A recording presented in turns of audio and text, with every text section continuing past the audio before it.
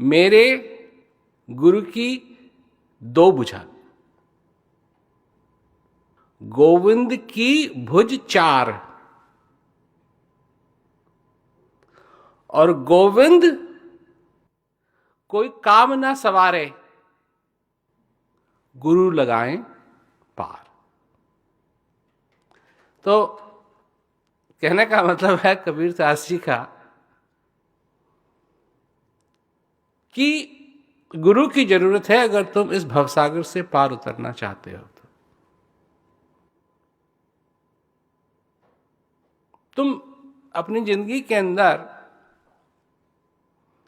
बहुत बार ये सोचते हो कि भवसागर है क्या, मतलब क्या है, क्या है।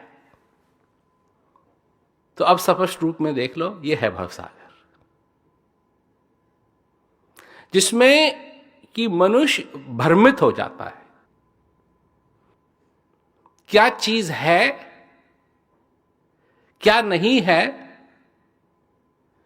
क्यों वो यहां आया, क्या वो पा सकता है, कैसे वो अपने जीवन को सफल बनाए। ये सारी चीजें भूल करके और वो इस संसार के पीछे लग जाता है। संत महात्माओं में और इस दुनिया के लोगों में एक विवाद हमेशा से रहा है, और वो विवाद क्या है? वो है विवाद इस माया को लेके। संत महात्मा कहते हैं ये न था, न है, न रहेगा,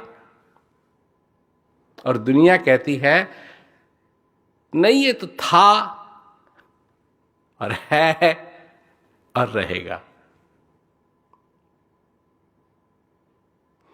तो मतलब इस माया को वही दर्जा दे दिया जो उस अविनाशी का दर्जा है, जो था, है और रहेगा।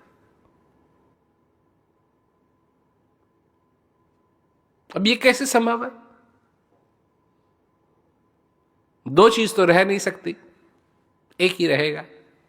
एक वो है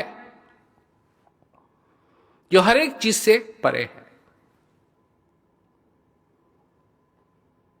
और सब चीजों में भी है, परे भी है और है भी।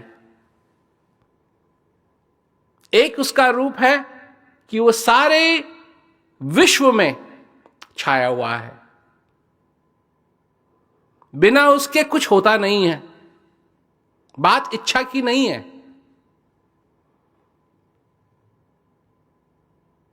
बात इच्छा की नहीं है। वो भगवान के लिए कहते हैं ना कि भगवान की अगर इच्छा होगी तो होगा।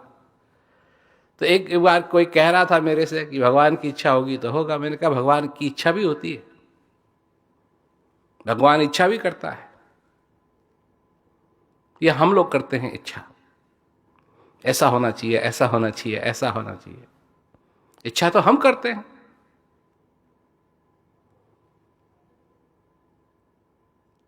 इस भवसागर से पार उतरने के लिए, और ये जो भवसागर है, और पहले तो इसकी पूरी तरीके से परिभाषा समझ लेनी चाहिए कि यह है क्या। तो यह है वो जगह, चाहे वो फिजिकली कोई एक जगह नहीं है, प्रत्यक्ष रूप में कोई एक जगह नहीं है, कहीं भी हो सकती है,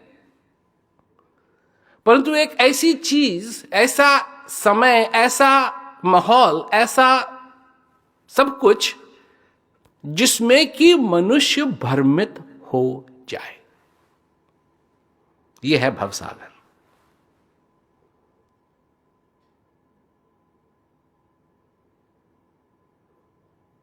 अगर तुम सागर को देखो, ओशन को देखो, तो बहुत सुंदर है,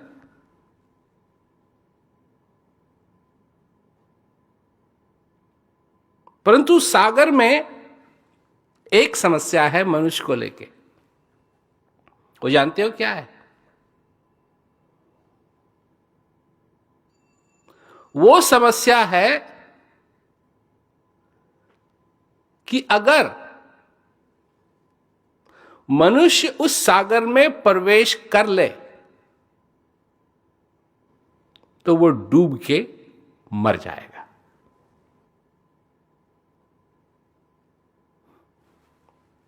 और कोई दिक्कत नहीं है, और सब कुछ ठीक है, देखने में भी सुंदर है और सब कुछ बढ़िया है। पर एक बात है उसमें कि अगर मनुष्य उसमें चले गया सागर में तो वो डूब के मर सकता है।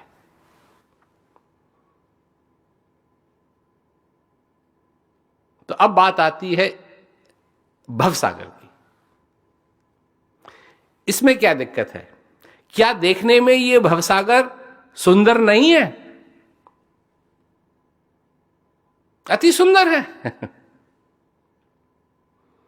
तरह तरह की चीजें हैं, तरह तरह के बाग हैं, तरह तरह के घर बने हुए हैं, बड़ी बड़ी बिल्डिंगें हैं, एयरपोर्ट हैं, क्या क्या नहीं है।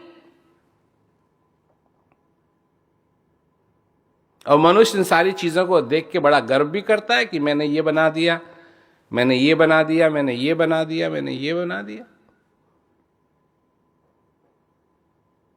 पर जैसे उस सागर के साथ एक दिक्कत मनुष्य के लिए, ये मछली के लिए नहीं,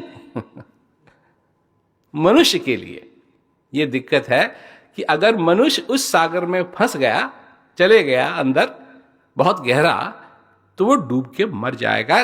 ठीक उसी प्रकार इस भव सागर में भी सबसे बड़ी बात मनुष्य के लिए ये है कि अगर वो इस भव सागर में फंस गया तो वो भी इस भव सागर में डूब जाएगा।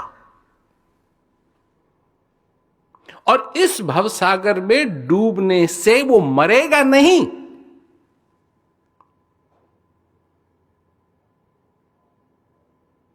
वो मरेगा नहीं,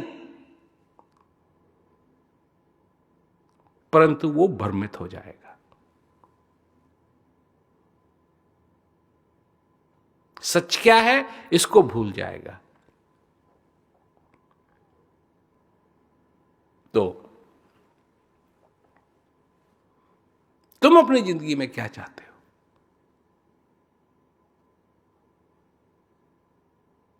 अगर शांति अपने जीवन में चाहते हो तो जो शांति की प्यास है, क्या तुमको वो शांति की प्यास लगी है या नहीं? जिसको शांति की प्यास नहीं है, जिसको प्यास नहीं लगी है, उसके लिए पानी की कोई कीमत नहीं। जिसको भूख नहीं है उसके लिए भोजन की कोई कीमत नहीं। तो तुम क्या चाहते हो अपनी जिंदगी के अंदर? इस दुनिया में तुम या तो अपना नाता उससे बनाओ जो नहीं थी, नहीं है, नहीं रहेगी, या उससे बनाओ जो है, जो रहेगा और जो था। और अगर वो नाता तुमने बना लिया तो फिर वाह वाह, क्योंकि तुम फिर भवसागर से पार हो सकते हो। यहां इस भवसागर में इतना दुख है, इतना दुख है, इतना दुख है, इतना दुख है कि ये सारे संसार के मनुष्यों को दुखी कर सकता है। कभी सोचा तुमने कितना दुख है?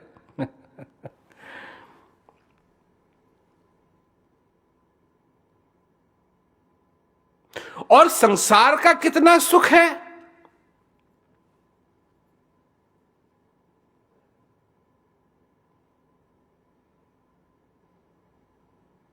ज्यादा नहीं।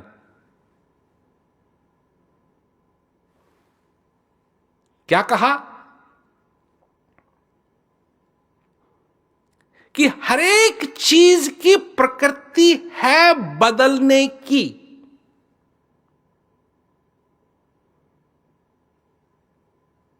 और हर एक चीज बदलती है।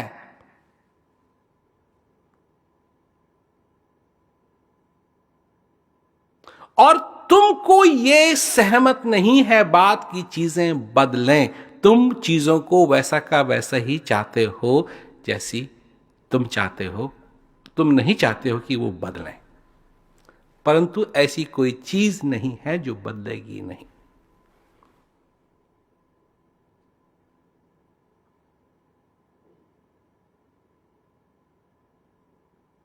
तुम तब सुखी होगे अगर चीज न बदलें।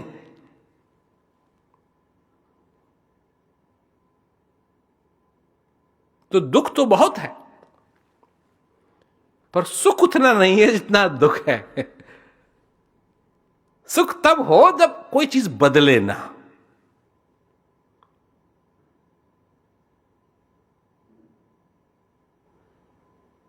और हर एक चीज बदलती रहती है। और तुम्हारे अंदर असली सुख का भंडार है, लिमिटलेस, जिसका अंत ही नहीं। तुम्हारे अंदर उत्तरों का सागर है, परंतु तुम सोचते हो कि तुमको प्रश्नों की जरूरत है। तुमको प्रश्न की जरूरत नहीं है, तुम उस सागर में गोता लगा सकते हो जो सारे उत्तरों का सागर है।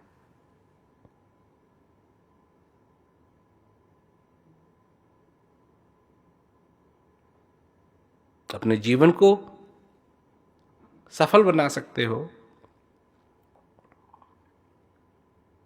उसके लिए यह बात अनिवार्य है कि तुम डूबो ना।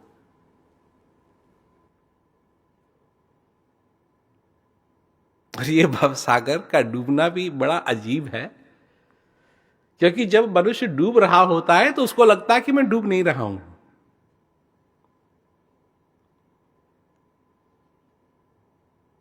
ये तो मेरे को आनंद आ रहा है।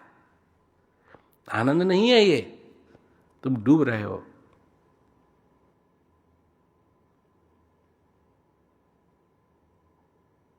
तो मैंने जो कुछ भी कहा, क्या उसका यह मतलब है कि हम सब कुछ छोड़ दें और क्या कहते हैं, जिस जिस चीज के पीछे आप कह रहे हैं उसके पीछे लग जाएं? ये मैंने कहा कि सब छोड़ दो, ये तुम कह रहे हो। मेरे मुंह में अपने शब्द क्यों डाल रहे हो?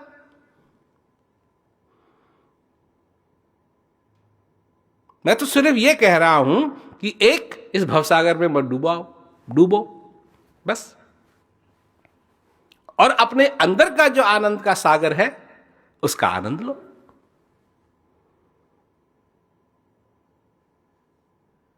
अपना नाता बजाय उससे बनाने के जो नहीं था, जो नहीं है, नहीं रहेगा, उससे बनाओ जो था, है और रहेगा। सीधी सी बात। दुनिया से इसका कुछ लेना देना नहीं है। और अगर वो नाता तुमने बना लिया तो फिर वाह वाह है, क्योंकि तुम फिर भवसागर से पार हो सकते हो। यहां इस भवसागर में इतना दुख है, इतना दुख है, इतना दुख है, इतना दुख है कि ये सारे संसार के मनुष्यों को दुखी कर सकता है। कभी सोचा तुमने कितना दुख है?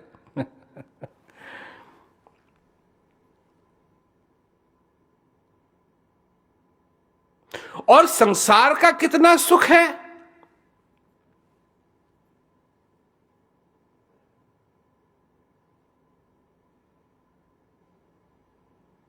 ज्यादा नहीं।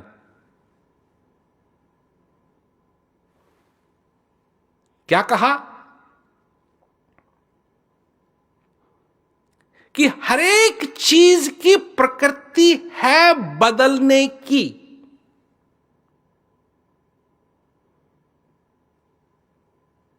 और हर एक चीज बदलती है।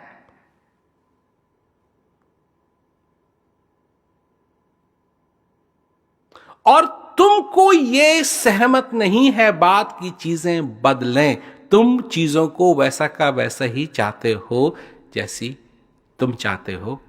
तुम नहीं चाहते हो कि वो बदलें, परंतु ऐसी कोई चीज नहीं है जो बदलेगी नहीं।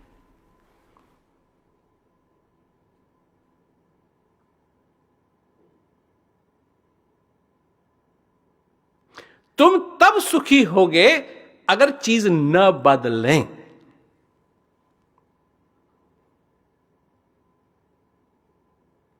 तो दुख तो बहुत है, पर सुख उतना नहीं है जितना दुख है। सुख तब हो जब कोई चीज बदले ना।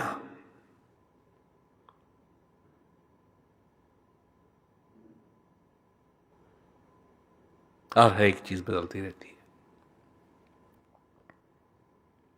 और तुम्हारे अंदर असली सुख का भंडार है, लिमिटलेस, जिसका अंत ही नहीं। तुम्हारे अंदर उत्तरों का सागर है, परंतु तुम सोचते हो कि तुमको प्रश्नों की जरूरत है। तुमको प्रश्न की जरूरत नहीं है। तुम उस सागर में गोता लगा सकते हो जो सारे उत्तरों का सागर है।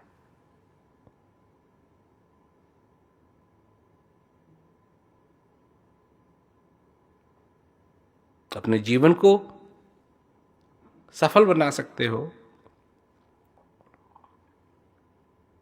उसके लिए यह बात अनिवार्य है कि तुम डूबो ना।